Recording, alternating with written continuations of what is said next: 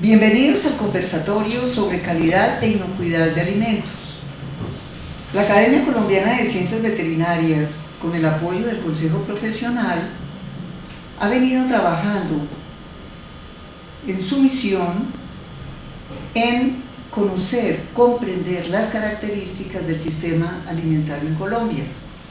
Por esta razón, hemos venido desarrollando algunas actividades relacionadas con agroecología, relacionadas con la protección de los ecosistemas, con el ahorro del agua y en general con todos los procesos que requieren la base fundamental de un sistema alimentario. Dentro de nuestras experiencias y de los académicos que están siempre con proyectos de diferente naturaleza, pero todos enfocados a darle una ayuda, diríamos, a todo lo que es el sistema de educación en todos sus niveles, empezando por cuáles han sido las fortalezas que hemos tenido con trabajo comunitario en lo que significa la construcción de los alimentos. Y con base en esto, muchos interrogantes han surgido y dentro de ellos hemos mirado con cierta inquietud la política pública que tienen las naciones sobre la responsabilidad de la soberanía alimentaria, por una parte, y por la otra, la política que se ha venido desarrollando con una serie de componentes muy importantes, no solamente en Colombia, sino en la mayoría de las naciones, sobre seguridad alimentaria. Se cuestiona muy a menudo por qué esta normatividad se ha venido desarrollando siempre como en torno a aplicar las normativas, los requisitos para alimentos de exportación y se ha dejado muy marginalmente los alimentos de consumo interno, de consumo local. Esa es una de las preocupaciones que hemos tenido. Otras son por qué tenemos productos que realmente no podríamos denominarlos alimenticios y mucho menos sanos ni seguros en el comercio, sin ningún control de calidad y sin ningunos requisitos para poder ser tomados como alimentos sanos.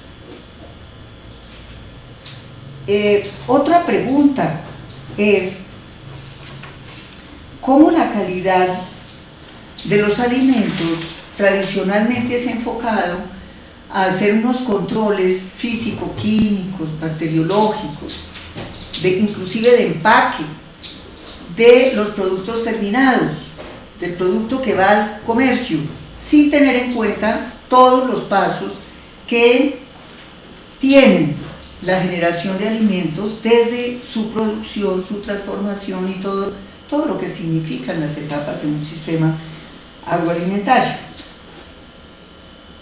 En fin, tal vez lo más preocupante es que nosotros no hemos tenido, a pesar de que la Constitución Nacional considera un derecho en los alimentos, no tenemos una política de soberanía alimentaria. Hemos sabido y hemos estudiado sobre algunos aspectos de lo que significa la soberanía alimentaria de otros países, pero la verdad no vemos como un movimiento académico, un movimiento de trabajo que esté cuestionando precisamente esta falta de política de soberanía y autonomía alimentaria. Pero para que tengamos alguna seguridad sobre estas definiciones, existen elementos muy puntuales que pueden definirla. Por ejemplo, la soberanía alimentaria es una política constitucional. Es el derecho de los pueblos a tener alimentos nutritivos, culturalmente adecuados, accesibles y producidos en forma ecológica, y su derecho a decidir su propio sistema alimentario. Esa es una definición mundial.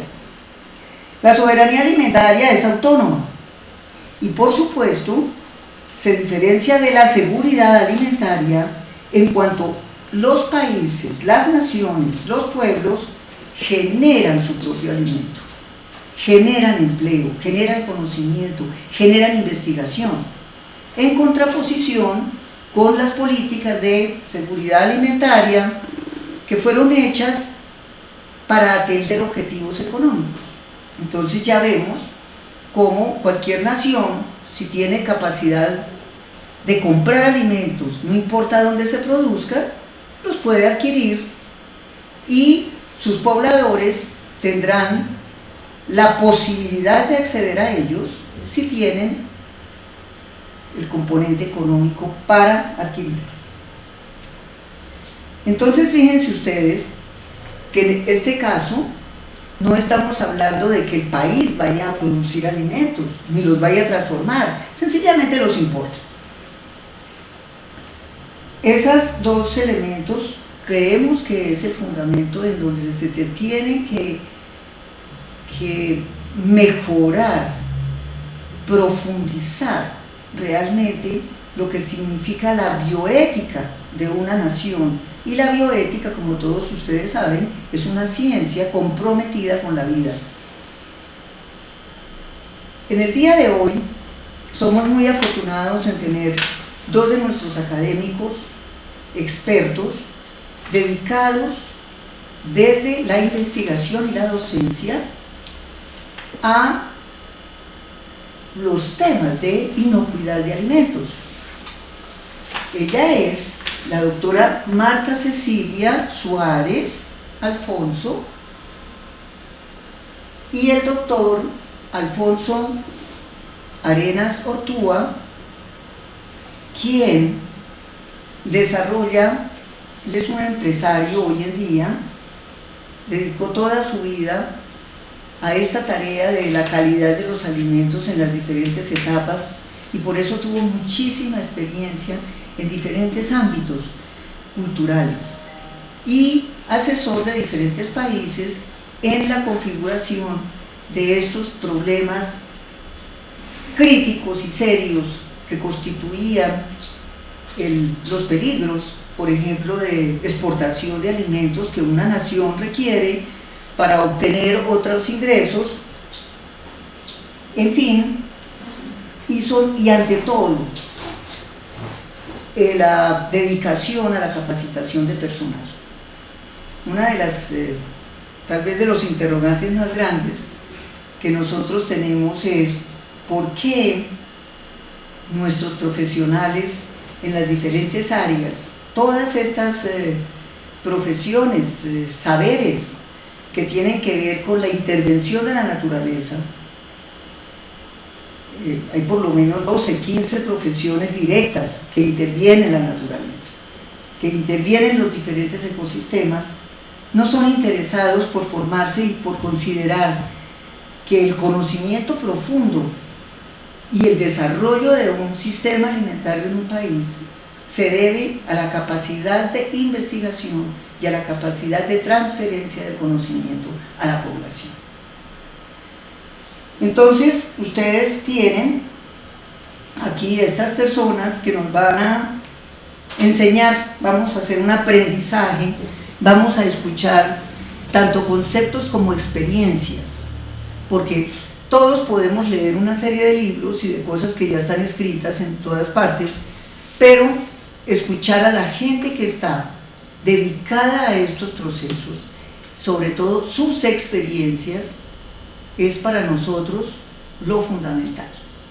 Con ustedes, el doctor Alfonso Arenas. Doctor Alfonso, tiene la palabra.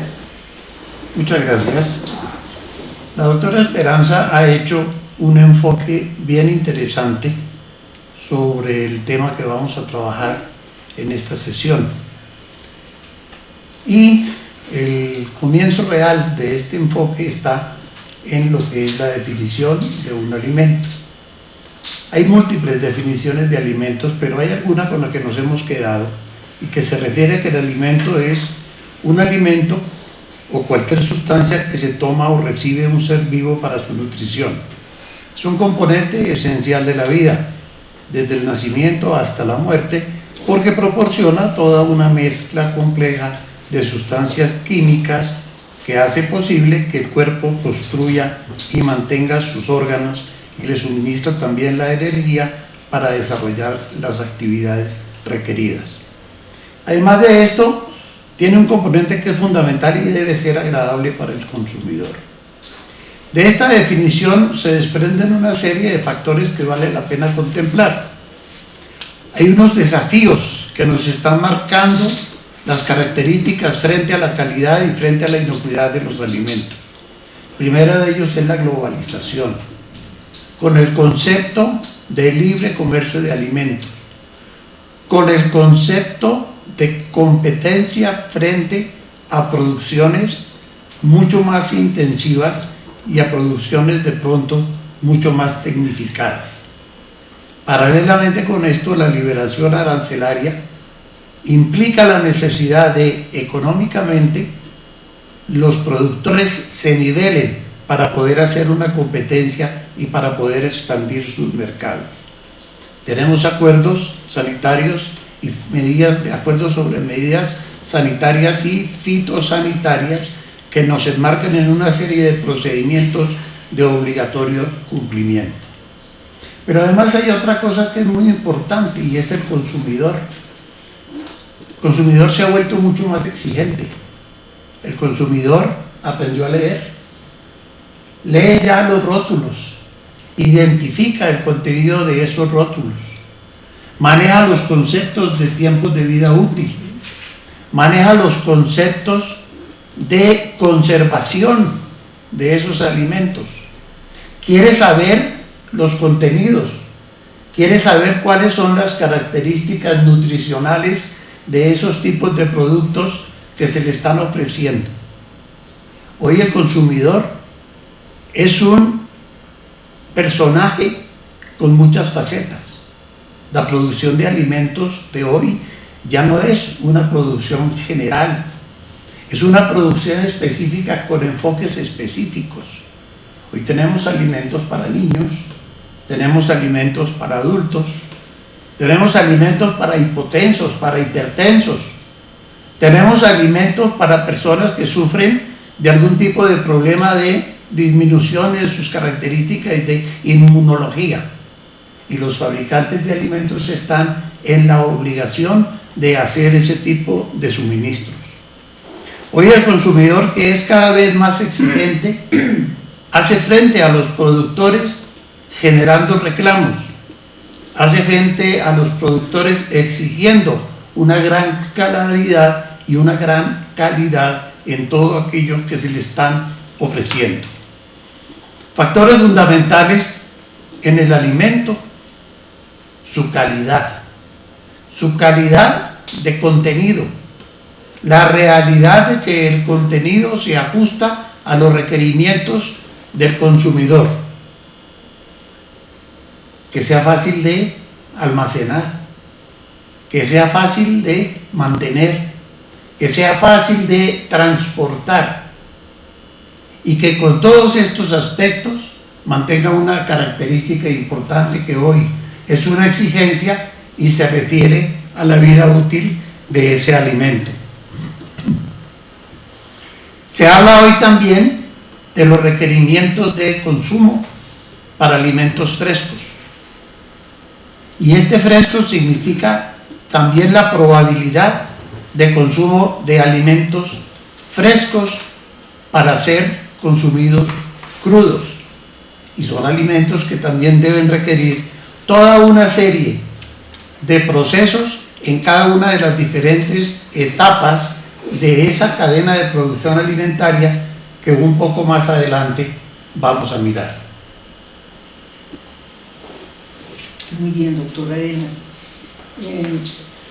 Es realmente muy clara las descripciones que usted hace sobre cómo ha evolucionado realmente la oferta de distintos tipos de alimentos y cómo tal vez en eso pues sí nos gustaría saber qué cobertura tienen en Colombia actualmente diríamos, esas exigencias de calidad con todos los elementos que son tan susceptibles ¿cómo te digo?, de los almacenamientos, las temperaturas a lo cual está, los fraudes que en un momento dado se presenten y que se camufle un alimento que está, digamos, caracterizado por determinadas, por lo que dicen los boletos que acompañan en cada uno, y la realidad de que si ese alimento sí es lo que se está diciendo. Y hay ejemplos, doctora, que usted tal vez nos comentaba en algún momento, cómo hay fraudes desde las mismas producciones de alimentación, disfrazando otros compuestos y haciéndolos parecer como alimentos confiables. Sí, doctora. Un tema fundamental es el tema de la cadena láctea, ¿no? Entonces, tenemos el caso del suero lácteo. El suero lácteo, que convencionalmente hace algunos años era descartado e incluso utilizado en alimentación animal, hoy en día es llevado directamente a productos lácteos que uno puede encontrar fácilmente en el supermercado, en las góndolas. Entonces, sobre estos suero lácteo se hacen formulaciones que se les da un aspecto como de producto lácteo, incluso algunos dan apariencia de yogur. El secreto está en mirar en la etiqueta que dice bebida láctea y no yogur. Entonces esto es muy importante. Incluso hay muchas multinacionales que hacen su comercio a partir de estos productos sucedáneos. Entonces se hacen formulaciones incluso para niños, lo que decía el doctor Arenas, donde se ha adicionado vitaminas, saborizantes, colorcitos, en algunos casos frutas, y lo que se está vendiendo realmente no es un producto lácteo per se. Esto representa un inconveniente grande para la industria, porque si nosotros hablásemos de leche adulterada, pero nosotros le adicionamos suero lácteo, esto es muy difícil de detectar si realmente esta leche está adulterada, porque pues se está, entre comillas, adulterando con uno de sus mismos componentes. Qué maravilla. Hay una cosa muy, es decir, también una interrogante grande, que es el concepto, por ejemplo, de pasteurización, repasterización, una serie de empaques que algunos componentes de esos empaques, por ejemplo, no son saludables.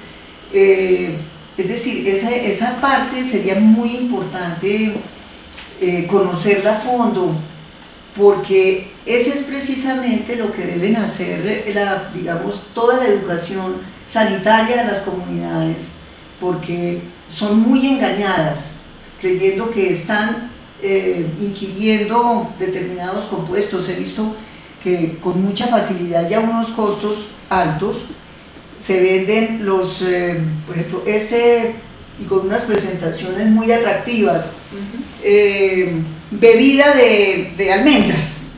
La gente cree que está comprando una leche de almendras, ¿sí? Es parte, yo creo que es como no sé, algo psicológico, que la gente como que se envuelve en eso y sabiendo leer, ¿no? Bueno, eso hay muchísimo para cortar sobre ese tema, doctora. Eso tiene muchísimo que ver con la tecnología de alimentos, ¿no? Entonces realmente uno puede encontrar productos donde dice sabor artificial muy similar al natural. Eso quiere decir que yo en el mercado tengo limonadas que no tienen limón, y tengo quesos que no tienen leche, ¿no? Entonces ha habido esa inquietud por parte incluso de algunos estamentos oficiales en que aquellos alimentos que no, por decir algo que no deberíamos tener en un supermercado, en la góndola de los quesos, quesos que no son quesos. No deberíamos tener al lado de los yogures que no son yogures, sino que son bebidas lácteas. Desafortunadamente, aunque es un deber del sector oficial dar información y capacitación a las personas sobre cuáles son los alimentos más apropiados para consumir, desafortunadamente esta información no siempre está disponible y en muchos casos ni siquiera las personas leen la fecha de vencimiento de elaboración de los alimentos y en muchos casos ni siquiera trae el etiquetado debido que nos diga hasta cuándo se pueden consumir estos alimentos. Entonces este es un tema esencial. Pues esa aclaración es muy importante. Hay documentales en este momento por la DW, que es una emisora muy cultural con sede en Alemania, en donde desde el año pasado ya las comunidades, es decir, los estados también están preocupados porque consideran que muchos de las fechas de vencimiento, que son tan cortas, ¿cierto?, son muy aprovechadas por los productores para dinamizar los mercados, ¿no es cierto? Y yo quiero saber cuál es el concepto de ustedes sobre una serie de operaciones, una serie de decisiones que exactamente creo que en Alemania y en Francia están haciendo, de mirar una serie de productos con unas vigencias X y no desecharlas, sino seguir utilizándolas con la seguridad de que no son nocivas, muchas de ellas en determinadas temporadas, ¿cierto? Sea invierno, por ejemplo, donde hay excedentes de determinados tipos de alimentos, rebajan los precios a ese tipo de alimentos que consideran ellos que, aunque está la fecha de vencimiento, comprueban de que son perfectamente sanos, diríamos, son útiles. ¿Qué consideran ustedes respecto a eso cuando vemos que en el mundo hay demasiados alimentos para botar y tanta deficiencia de alimentos para la gente, con el agravante que no tenemos soberanía alimentaria, sino sencillamente una política económica? Mira, en este tema hay una cosa que es bien interesante y es la interpretación de lo que es la vida útil de un alimento. Cuando estamos hablando de vida útil de un alimento, estamos diciéndole al consumidor, es el tiempo durante el cual usted está seguro que va a recibir un alimento que no ha modificado sus características de calidad. Es decir, que no ha modificado calor, sabor, color, olor, textura y que conserva todavía todos los elementos de contenido nutricional. En la medida que los alimentos van teniendo vigencia, existe en algunos la probabilidad de que se vayan afectando sensorialmente.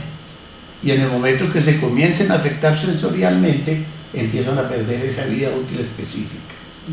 Hay un concepto un tanto equivocado cuando se habla de vida útil, y es de que si el producto se vence hoy, mañana ese producto está pleno de microorganismos, de bacterias, de toxinas y de cuantas cosas son posibles, y eso es lo que hace que no se deba consumir. Eso no es tan cierto. Cuando se pierde la vida útil es porque se han perdido características de calidad que hacen que el alimento no genere esa atracción para el consumidor. Colombia tenemos algunos ejemplos y algunos modelos que son interesantes, que ya se están trabajando, aunque no se hace mucha comunicación. Pero por ejemplo en las grandes superficies hay políticas en las que aquellos alimentos que están perdiendo tiempo de vida útil en estantería son entregados a diferentes instituciones, porque como usted bien lo decía hace un momento, no son nocivos para la salud de la gente, y puede ser consumidos, por ejemplo, en Colombia a través del Banco de Alimentos, que hace una utilización racional de esos productos y que por el volumen de personas que tienen que atender generan que se puedan consumir rápidamente y que no pierdan vigencia. Excelente explicación, doctor. Muchas gracias. Cuando estamos hablando de, por ejemplo, doctora, la prevención de peligros o de riesgos que puede tener un alimento, ¿en qué medida se hace tanto en, digamos, yo creo que como en capacitación? Cuéntenos cómo Sí, doctora, se realiza pues esos realmente procesos. en Colombia desafortunadamente hay una gran desinformación sobre los peligros que pueden estar presentes en los alimentos, ¿no? Las personas usualmente piensan que solamente pueden ser bacterias. Sin embargo, nosotros en los alimentos podemos tener peligros químicos, pesticidas, otro tipo de sustancias químicas, detergentes e incluso muchos de los aditivos que están presentes en los alimentos pueden llegar a constituirse en peligros. También tenemos unos peligros que aún no han sido definidos claramente, como es el caso de los organismos genéticamente modificados. También podemos tener otro tipo de peligros como los tóxicos naturales que hay en algunas plantas que nosotros consumimos convencionalmente, en la papa, en las mismas leguminosas que tienen factores antinutricionales, y no existe la suficiente información sobre cuáles son los alimentos más apropiados desde el punto de vista nutricional y desde el punto de vista de inocuidad que nosotros debemos consumir. Entonces, pues realmente para garantizar que esos alimentos sean sanos, sean apropiados nutricionalmente y sean inocuos, nosotros debemos tener en cuenta una serie de procedimientos a lo largo de lo que nosotros denominamos la cadena productiva, que la Organización Mundial de la Salud llama de la granja al consumidor o de la granja a la mesa. Y entonces en cada una de estas etapas de las cadenas productivas pues es muy importante contrarrestar que esos riesgos, para que no se constituyan en peligros, sean controlados. Entonces, para el control de esos peligros pues nos vamos a basar en una serie de medidas que son de carácter oficial y mediante las cuales se busca eliminar o llevar al mínimo permisible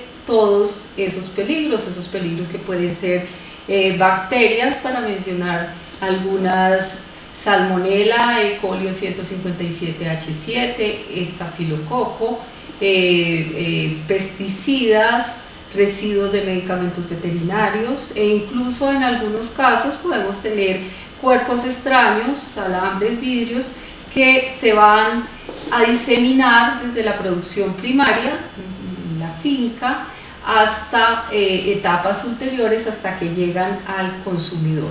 Pues esto es un tema bastante complejo que involucra el concurso, la participación de muchísimas personas, de los productores, por supuesto, de los industriales, de los gremios, de personas que le prestan servicios a ese sector productivo, y por supuesto del sector oficial, que le corresponde sacar las normativas y las medidas que permitan que esto sí se cumpla, y finalmente pues una capacitación de la cual debe ser objeto el consumidor, para que el consumidor sepa exactamente cuáles son los alimentos más apropiados. Esto en Colombia pues todavía está empezando. Tenemos otros países donde los alimentos que son considerados de mejor calidad son alimentos mínimamente procesados y alimentos orgánicos. Doctora, hay una frase que dijo la doctora, importantísima, discúlpeme que interrumpa, pero que vale la pena reforzarla un poquito. Yo la complemento con otra frasecita que dice, antes de comer, cierra la boca y abra los ojos. Y la doctora decía que estamos trabajando con base en un muy buen componente que significa el cuidado que hay que tener de la granja hasta la boca. Entonces aparecen actores que son importantes dentro de este proceso. Aparecen actores y aparecen factores. En Colombia, de pronto nos hemos enfocado mucho al control de la calidad de los alimentos en el transformador final. Nos vamos a la planta donde se toman las materias primas, se mezclan, se procesan, se preparan, se empacan, se entregan. Pero todo lo que viene de antes no tiene una mayor vigilancia y por tanto los peligros de los que la doctora hablaba hace un momento, que pueden ocasionarse en el mismo lugar de origen de los alimentos, en el campo, van pasando por todas las diferentes etapas de producción y al final, en la transformación final, no pueden ser controlados y llegan hasta el consumidor. Hay instituciones que yo pienso que no se han involucrado mucho dentro de estos procesos. Nosotros tenemos ligas de consumidores, pero además de unos cuantos anuncios o avisos que uno a veces ve por televisión, esas ligas no tienen una injerencia un poco más directa en todo aquello que todos sus afiliados van a consumir, porque tampoco tienen la información necesaria sobre esos productos que van a consumir. Como más adelante seguramente vamos a tener un campo para hablar de las diferentes etapas en la producción de alimentos, yo pienso que ahí podríamos reforzar un poco más estos conceptos, pero sí quería hacer notar lo válido de lo que la doctora Marta nos acaba de comentar. Excelente. Yo pienso que, así como nos comenta la doctora Marta, sobre esos peligros de orden biológico, físico y químico y de todo es decir, de todas las existencias, todo lo que existe es un contaminante que puede ser absolutamente peligrosísimo para todas las especies, no solamente para el humano. Entonces, yo recuerdo una experiencia que tuvimos en el Ministerio de Salud, doctor Arenas, no sé, que había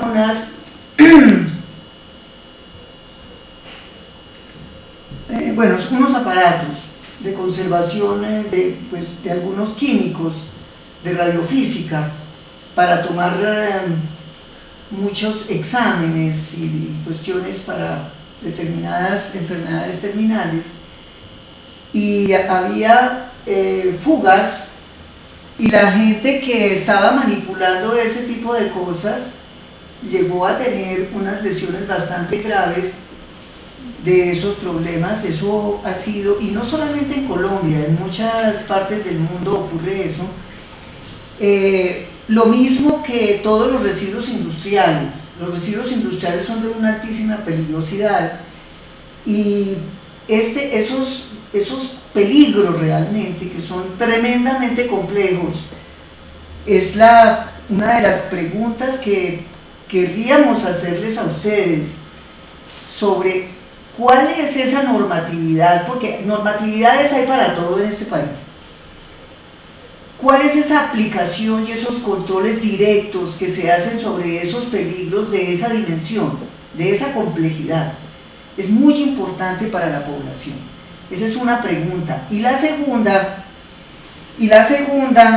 me encantaría también que comentáramos las diferentes etapas, haciendo énfasis grande en lo que es los ecosistemas, porque es que los ecosistemas son la base fundamental de la generación de un sistema alimentario. Entonces, esas dos preguntas nos parecen muy importantes para nuestra audiencia. A ver, ¿cuál va a empezar? ¿Doctora Arenas, doctora Marta?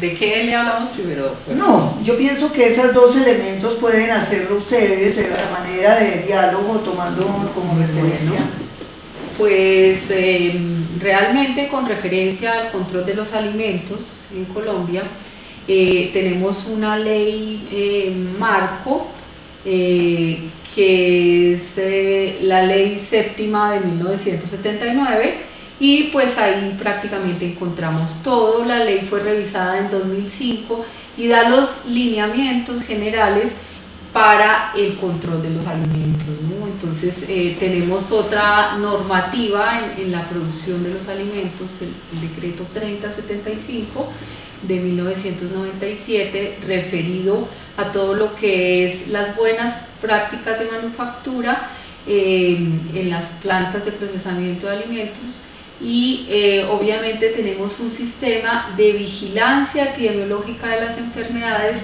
y de vigilancia de los alimentos. Sin embargo, doctora, yo le quisiera contar a usted algo muy interesante, un proceso que está pasando en el país, y es que a raíz de todo el acuerdo de medidas sanitarias y fitosanitarias, en el año 2005 se crea por primera vez el primer documento COMPEX relacionado con una política de sanidad y de inocuidad para las cadenas animales.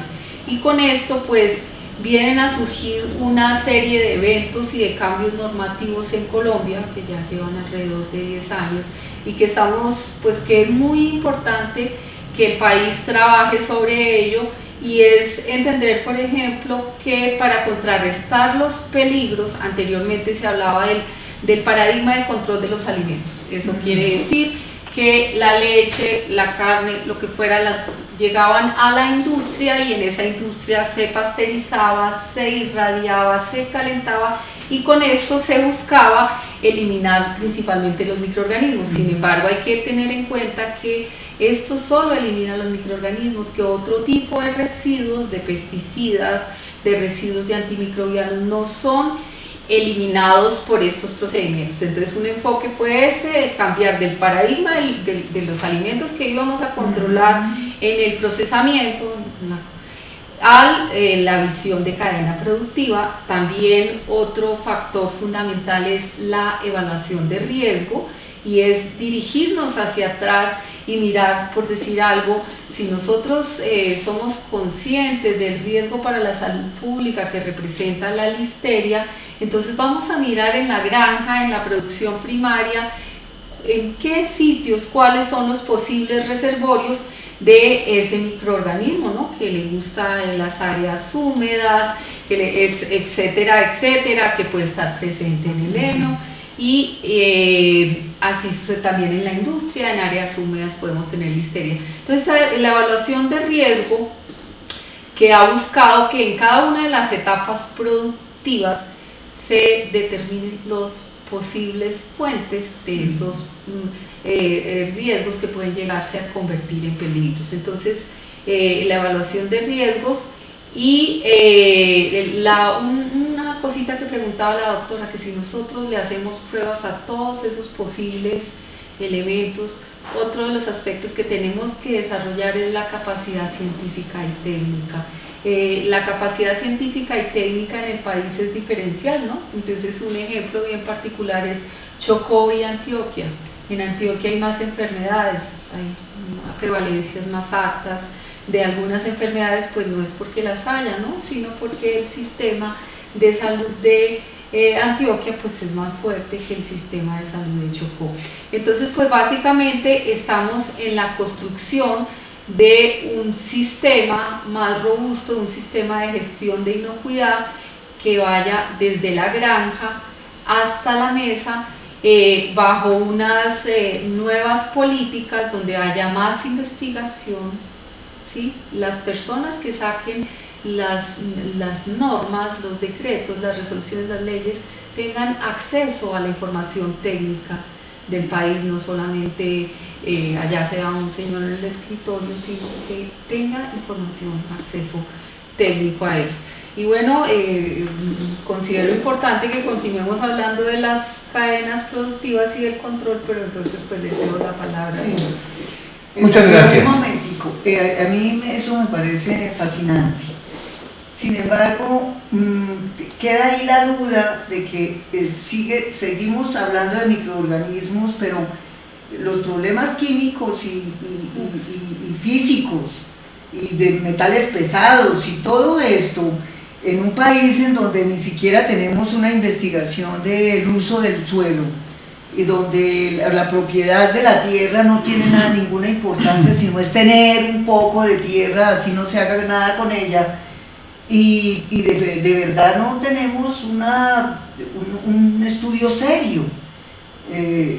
¿Cómo es posible que, por ejemplo, se estén haciendo obras tremendas, monumentales para acabar los páramos? Sí, que yo creo que lo más importante que hay en la tierra es el agua y lo que nos va a venir con todo lo que significaría la protección de las... Y eso le corresponde a todos estos profesionales que vemos y toda la comunidad que es muy consciente de que tienen unos problemas gravísimos y que van a ocurrir. Y ese tipo de peligros gravísimos, es que son gravísimos, que afectan comunidades enteras, con enfermedades terminales, gravísimas. Porque una cosa es un malestar, una diarrea, qué sé yo, ¿verdad? Pero hay cosas muy graves. Entonces, me parece importantísimo mirar hasta dónde. Yo sé que este país es de las leyes, ustedes saben que es el segundo país que tiene más abogados en el mundo, y el que menos tiene abogados es Francia. Entonces, imagínense ustedes. Entonces, normas geniales, inaplicabilidad muy grande también. Genial. Porque el problema es la voluntad política que hay para implementar las normas, la capacidad que tiene la comunidad. Es que todo ese montón de instituciones y de cosas que tenemos son como, ay, es que a mí me tocó hasta aquí. No hay conciencia de ninguna clase. Empezando por una cuestión tan vital de la que estamos hablando, que el principio fundamental es el agua de los alimentos que ingieren todas las especies. Miremos esa política, cómo se está haciendo, esa investigación, cómo se está haciendo en las universidades, en diferentes disciplinas. Es que esto es transdisciplinario. Todos los problemas de la vida son transdisciplinarios. Nada hay de esas técnicas puntuales que queremos darle una sabiduría impresionante. Entonces sí me gustaría mirar cómo ha crecido el conocimiento y la actitud, la bioética, una cosa que la gente habla todos los días de bioética, pero la verdad le huye todo el tiempo. Entonces, esa bioética, que es la conciencia, es realmente estar como vivo, ¿no? ¿En qué términos la sociedad del conocimiento, como dice la bioética global de Potter, esa sociedad del conocimiento que nos fuimos inventando para darle vida a la tecnociencia y para ser más productivos y producir más y más y más y generar más alternativas para que consuman cosas que no son necesarias? Entonces sí me gustaría que recabáramos y de que en este conversatorio se pudieran dar una serie de conclusiones y unas recomendaciones muy importantes, tanto al sector educativo, al sector de la ecología. Esa cosa del ambiente es una forma de no participar, de que somos una especie más dentro de un sistema de vida. Entonces quiero que ustedes me concreten eso, porque de aquí en adelante vamos a transformar a Colombia. A ver, doctores. Retomando un poquito los comentarios anteriores, quiero manifestarles algunas inquietudes que se me presentan a lo largo de mi trabajo. Tenemos normas, unas mejores que otras. Sí, tenemos normas. ¿Tenemos disciplina para cumplir las normas? Difícil. Muchas veces la respuesta frente a una norma es ¿qué es lo menos que yo puedo hacer para que con esa norma no me castigue? Y eso es falta de una cultura en salud. Y eso es falta no de buenas prácticas de manufactura que las venimos interpretando como poniéndonos un gorro, un tapabocas, unas botas y unos guantes. Y eso no es, y eso no son buenas prácticas de manufactura, porque las buenas prácticas de manufactura es la ejecución de todos los programas, los procedimientos y las normas que nos van a ayudar a manejar nuestro sistema integral de control de calidad de alimentos. Cuando hablamos del sistema de control integral, tenemos que estar asociados todos, desde el agro hasta el consumidor, y cada uno de nosotros tiene responsabilidades. No nos podemos escudar en que me toca o no me corresponde. No nos podemos escudar en que este es mi área y yo no me puedo correr un poquito porque mi doctora se pone brava y no me puedo correr un poquito para allá porque ya me hacen mal los ojos. Este es un proyecto integral en el que todos tenemos que participar. Las normas sí nos sirven, que requieren de pronto alguna revisión, seguramente sí, pero mientras llegan esas revisiones, necesitamos que todo el conjunto de personas que están involucradas en la cadena productiva lo entiendan. Necesitamos que la gente entienda que una cadena no productiva no es solamente el campo, el camión transportador, el transformador y el vendedor final. Dentro de la cadena productiva tenemos, usted lo decía, doctora, los insumos que para la parte agropecuaria se consiguen en cualquier tienda de cualquier pueblo y se venden sin ninguna formulación, donde el que formula es el vendedor, y entonces se hacen aplicaciones extraordinarias que nos van a generar un problema gravísimo. Todos vivimos obnubilados con las salmonelas, las listerias, la E. coli OH147, y resulta que si uno lo piensa fríamente es mucho más peligroso comerse con los alimentos la cantidad de residuales químicos que vienen, que no me van a dar una reacción inmediata que me obligue a ir donde el médico, sino que cuando presenten las consecuencias mi problema va a ser un problema crónico que no tiene vuelta. Seguimos nosotros enfocados en pelear con las bacterias y con los virus y con los hongos, y perdimos del mapa todos esos peligros serios y tremendos que son las residualidades de inclusive lo que en nuestros propios hogares usamos.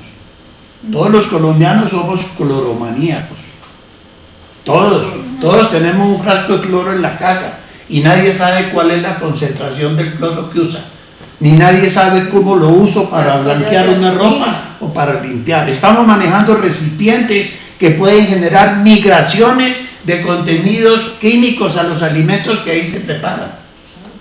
La gente no entiende que es un empaque es una cosa para envolver, no, un empaque es un sistema de conservación de alimento.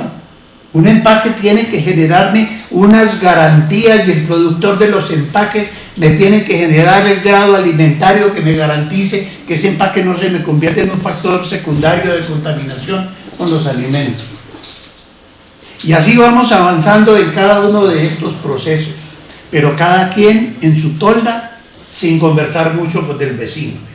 Y resulta que hace un momentico hablaron de una palabrita que a mí me encanta, que es el análisis de riesgos, que en alimentos lo tenemos que manejar, y lo tenemos que manejar como la probabilidad de que algo pueda ocurrir.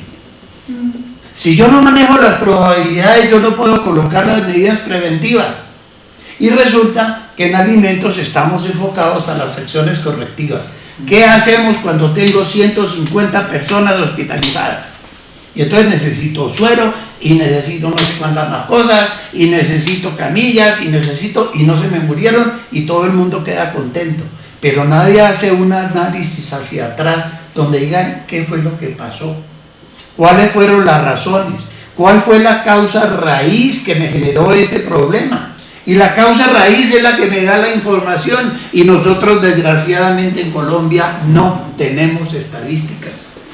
Lo decían claramente ahorita, diferencia entre Chocó y Antioquia. Hay más enfermos en Chocó que en Antioquia, claro, porque en Chocó nadie apunta nada. En Chocó nadie registra nada. Tenemos diferencias, si nosotros vemos, por ejemplo, las últimas gráficas que nos han enviado en cuanto a alimentos. Hoy en el mundo, en una gráfica está enormemente mucho más señalizado que la mayoría de los problemas de salud para las personas no son ni las salmonelas ni la Escherichia, sino que son los alergenos. Y en todas esas gráficas nos están mostrando cómo, con un sistema de información que debería ser obligatorio, bueno, que es obligatorio pero que no se lleva, con un sistema de información yo pueda entonces permitir hacer inferencias de aquello que puede pasar y haciendo un buen análisis de riesgos pueda colocar las medidas preventivas.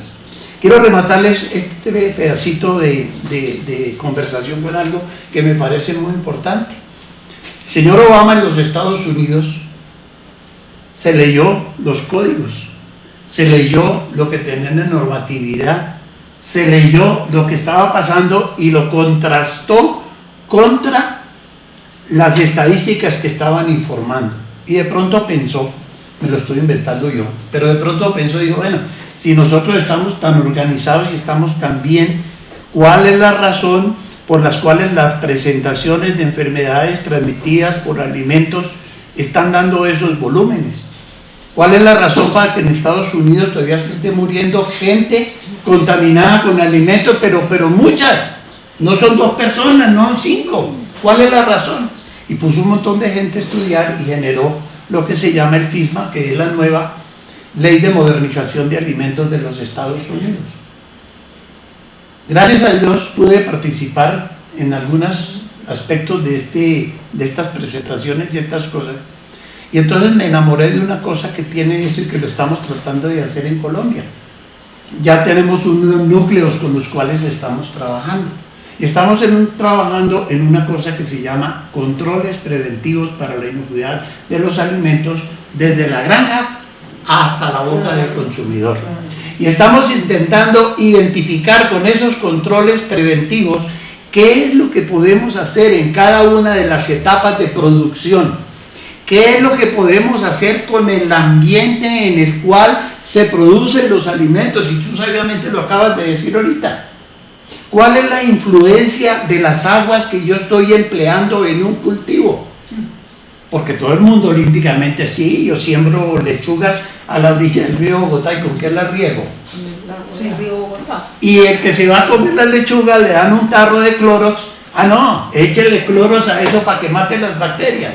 Pero resulta que el río Bogotá no hay bacterias porque todos los químicos que tienen al rato las mataron. Lo que tienen es un montón de residuales químicos terribles que ni el cloro, ni la cocinadura, ni ninguna otra cosa me las puede quitar.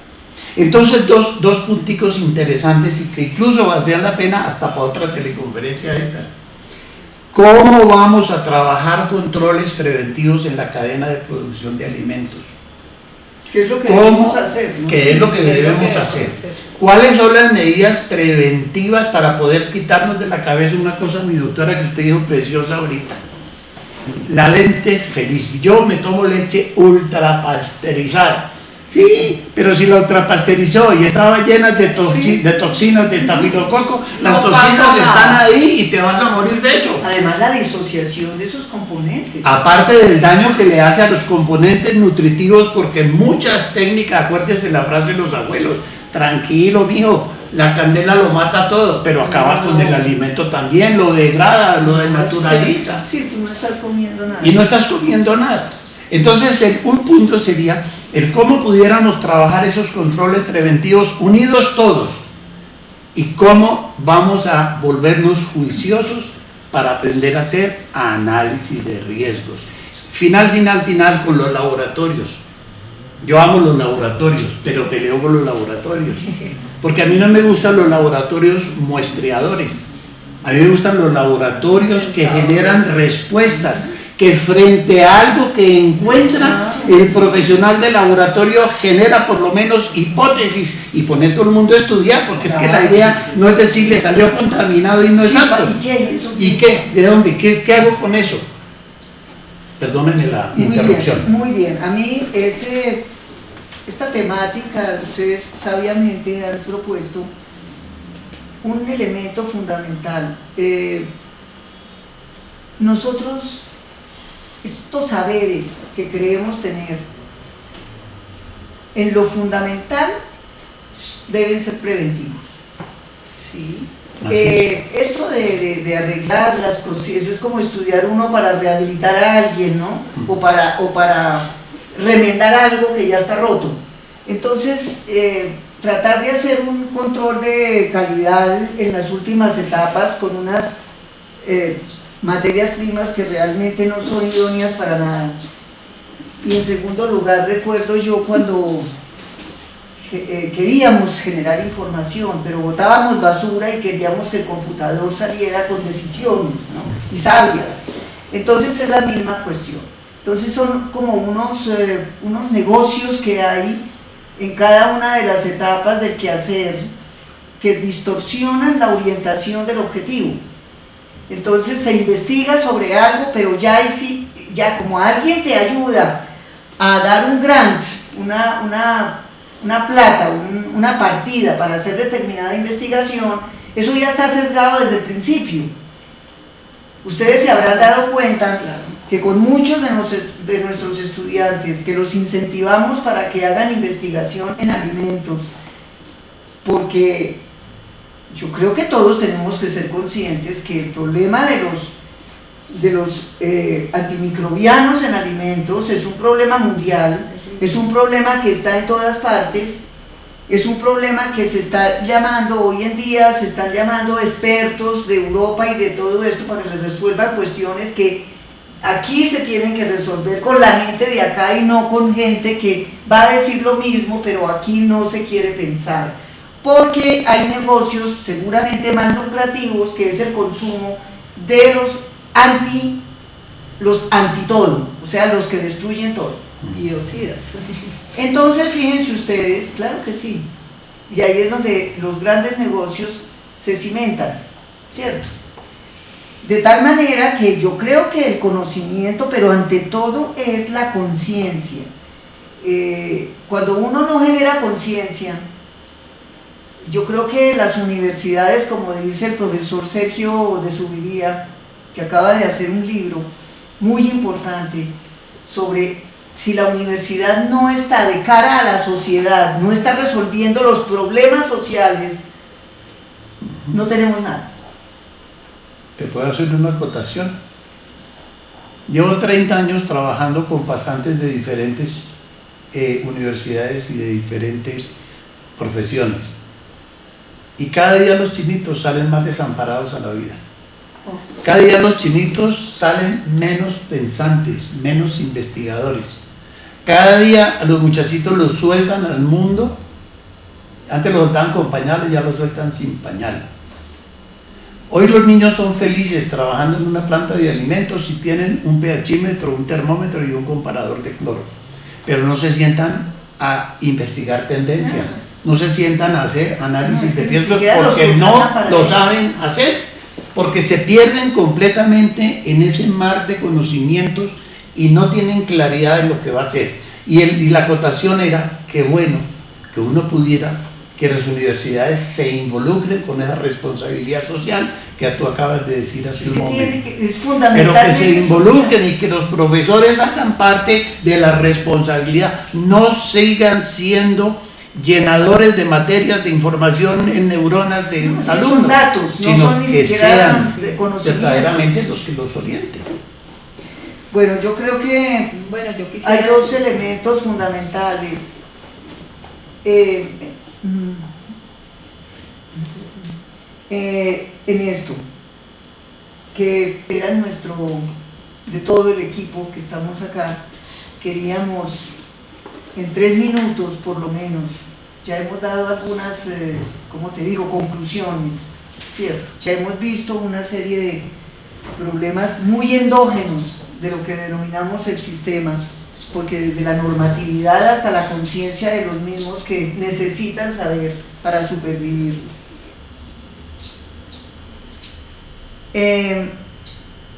Y esas conclusiones y esas recomendaciones que tenemos que hacer, ¿sí? A todos estos sectores, porque todas las instituciones quieren ser dueñas de determinadas partecitas pequeñitas, ¿no?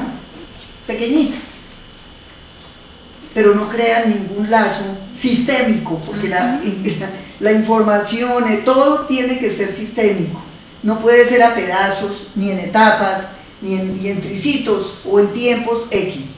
Entonces sí, para mirar esta sesión tan importante que hemos tenido, queremos dar algunas,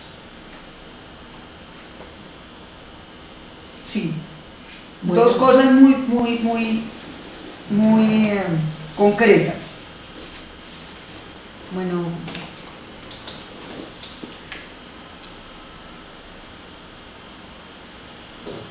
realmente pues el tema de los alimentos es un tema complejo. Además, el tema del control de los alimentos es aún muchísimo más complejo. Requerimos una integración vertical y horizontal de todos y de cada uno de los actores de las cadenas productivas, y requerimos, ya con ese abordaje que hace la doctora Esperanza desde la bioética, no solamente se trata del mínimo requerido, que yo cumplo la norma, el decreto, la resolución, el mínimo posible, sino que soñamos con un país donde desde el ámbito de la seguridad alimentaria, desde el ámbito de la soberanía alimentaria, del ámbito puntual de la inocuidad de los alimentos, hagamos el máximo posible, donde realmente el límite para abordar la calidad y la inocuidad como una propuesta sea un elemento esencial para que todos y cada uno de los involucrados podamos cumplir con todos los objetivos, y no solamente los objetivos como tocó en algún momento la doctora Esperanza del comercio internacional, sino el objetivo interno y el objetivo local de que podamos consumir alimentos sanos, alimentos inocuos, y que también podamos hablar de equidad y de justicia social. Muchas gracias. El doctor Arenas, ¿qué considera usted? A ver si entendí, es decir, primero, creo que hay un consenso de que si no tenemos integración de los diferentes actores y una conciencia es de articularnos y de aprender los unos con los otros. Ese cuento de que alguien le enseña a otro y el otro se desasna, eso yo creo que todas las personas son pensantes, tienen una conciencia maravillosa cuando sienten y ven la necesidad y hay apertura y hay oportunidades y escenarios para hacerlo. Entonces es importante que esa integración se comience a hacer con núcleos pequeños de gente que piensa aportar, que se van agrandando esos núcleos, y que esos núcleos pueden establecer una red de gente que va empezando a trabajar con toda gente de todas las edades, de todas las condiciones, de todo, para precisamente acercarnos un poco a lo que tú has tenido como experiencia en la conformación socioempresarial de muchos, pero de muchas microempresas, de gente que en este momento tengo entendido que empiezan a funcionar en esas microempresas de generar alimentos sanos y aboliendo todo este tipo de consumos de la que es antialimento, ¿verdad? Eso es importantísimo. Si no tenemos conciencia, es la forma de abrir conciencia, y eso se abre con esa responsabilidad que denominamos desde el lenguaje científico la bioética global, la bioética de compromiso. Y todo esto lo tenemos que incentivar las instituciones. Yo sí considero de que si los núcleos estos de pensamiento consciente, de hacer mejor las cosas, no lo logramos, yo creo que eso tiene que llegar realmente a formular. Es tanta la presión de lo que se quiere hacer, que el Estado o a quien le corresponda tiene que ir formulando una serie de orientaciones normativas para eso, y no al contrario. A veces nosotros que hemos trabajado tanto con el Estado y que hemos considerado que a nosotros nos tocaban hacer las normas, ¿no? unas normas desde un escritorio en donde sencillamente se hacen con base en libros y con base en lo que dicen montones de instituciones internacionales, con una cantidad de cosas de mantener una serie de balanzas, generalmente económicas, no sociales, ni de salud, ni de educación, son económicas. En eso tenemos que tener muy claro. Y espero, doctor, sus elementos. Mira, yo creo que tú has hecho una síntesis bien interesante a la que le quisiera de pronto adicionar un par de cositas. La primera, con base en lo fundamental que tú has hablado, que generemos un control de calidad en la cadena de producción alimentaria como un sistema, arrancando, como tú lo dijiste, desde el ecosistema. Uno. Dos, que no sigamos inventando cosas sin saber si de verdad es nuestro problema, y entonces que empleemos algo que es una herramienta muy importante, que la tenemos al alcance de las manos, y es que antes de hacer cualquier formulación de cualquier tipo, hagamos primero el análisis de riesgos respectivo para saber si vale para lo que estamos haciendo, y no simplemente estarlo copiando, como sucedió muchas veces con la implementación del sistema HACCP, que la gente hacía copy-paste de cualquier proceso y lo apuntaba y le cambiaba el nombre y le ponía el nombre de su planta y ya tenía. Y el último, y esto ha sido de toda la vida, y me gustó mucho de la nueva ley del señor Obama, trabajemos primero en controles preventivos en toda la cadena de producción. Excelente. Dejemos de construir hospitales para tratar niños enfermos de polio, cuando lo que tenemos que hacer es vacunarlos para que no les dé polio. Esas son mis apreciaciones. Pues muchísimas gracias. Yo creo que